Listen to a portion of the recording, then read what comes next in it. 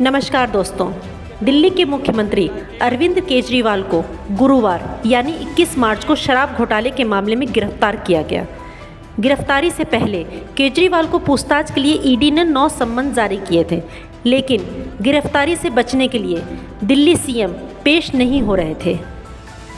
केजरीवाल की टीम ने दिल्ली हाईकोर्ट का भी रुख किया था, लेकिन कोर्ट ने अंतिम सुरक्षा देने से भी इनकार कर दिया, जिसके बाद ईडी की टीम बीते दिन करीब 8 बजे रात को उनके घर 10वें सम्मन के साथ पहुंची और गिरफ्तार कर लिया।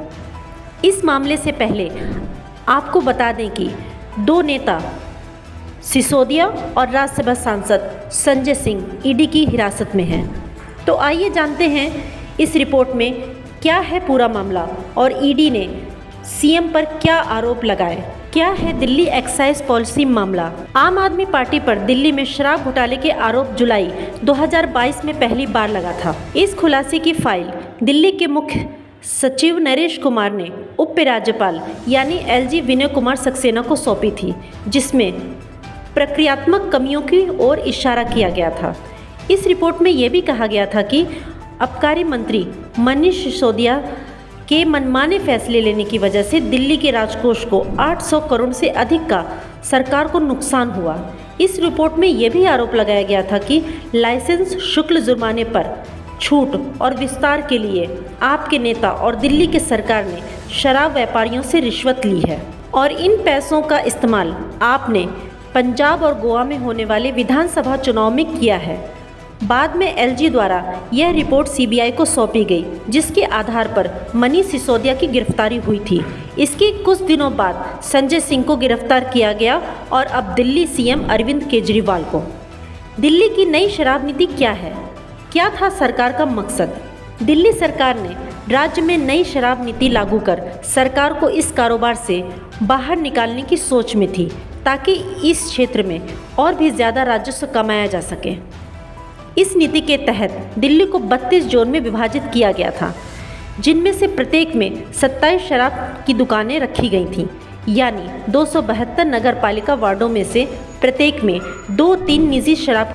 सरकार इस नीति के माध्यम से शराब में कालाबाजारी, शराब माफियाओं को बंद करना, राजस्व को बढ़ाना, उपभोक्ता अनुभव में सुधार करना चाहती थी। इस नीति के माध्यम से सरकार ने राज्य भर में सामान्य रूप से दुकानों का वितरण सुनिश्चित करना चाहती थी। इसके साथ ही लाइसेंसधारियों को सरकार द्वारा निर्धारित एमआरपी पर बचने के बजाय छूट देने और अपनी कीमत निर्धारित करने की अनुमति दी गई थी। दिल्ली सीएम पर क्या क्या आरोप लगे हैं? पिछले दिनों यानी 18 मार्च को इस मामले में तेलंगाना के पूर्व सीएम की बेटी के कविता को ईडी ने गिरफ्तार किया था। इसके बाद ईडी ने दिल्ली सीएम पर आरोप लगाया था कि वह इस पूरे घोटाले में साजिश करता थे। ईडी की जांच से पता चला है कि कविता के अन्य लोगों के साथ मिलकर दिल्ली उत्पाद शुल्क नीति के निर्माण और इसे लागू करने में लाभ पाने के लिए अरविंद केजरीवाल और मनीष सिसोदिया सहित आपके शीर्ष नेताओं के साथ साजिश रची गई थी। यही नहीं, शराब की दुकानों की लाइसेंस दिलाने के बदले 100 करोड़ की लेनदेन की बात भी सामने आई है। उसमें कविता भी शामिल थे। ईडी प्रवक्ता के मुताबिक दिल्ली आबकारी नीति 2021-22 को बनाने और इसे लागू करने के दौरान शराब के थोक विक्रेताओं से दिल्ली सरकार ने रिश्वत के तौर पर अवैध धन लिए और यह लगातार होता रहा है।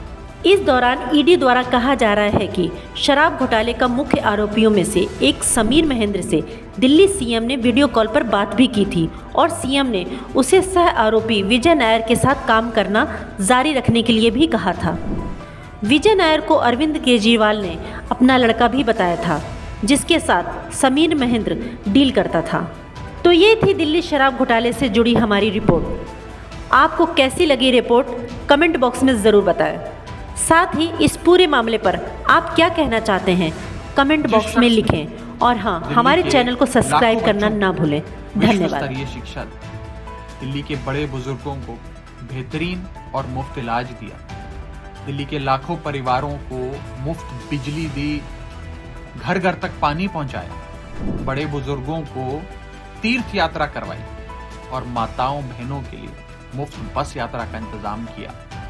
आज उस शख्स को अरविंद केजरीवाल को गिरफ्तार कर लिया गया। रहे हैं। मैं जहां बैठा था, जब पता चला लोगों को, तो लोग तालियां बजा करके स्वागत कर रहे हैं। एक व्यक्ति जो भ्रष्टाचार के खिलाफ लड़ने आए थे, आज भ्रष्टाचार और लूट में अपनी लाख कोशिशों के बावजूद कोर्ट जाना, कोर्ट ने नकार दिया, यहां दौड़ना, वहां दौड़ना, बहाने बनाना, आखिरकार कानून के हाथ लंबे होते हैं और आज उन्होंने अपना काम किया है। और पद चाहे कितना भी बड़ा किसी का हो, जो जनता का पैसा लूटेगा, जो जनता का खजाना लूटेगा, उसके साथ ऐसा ही हश्र होना चाहिए। आज एक बार फिर से दिल्ली की जनता कह रही है।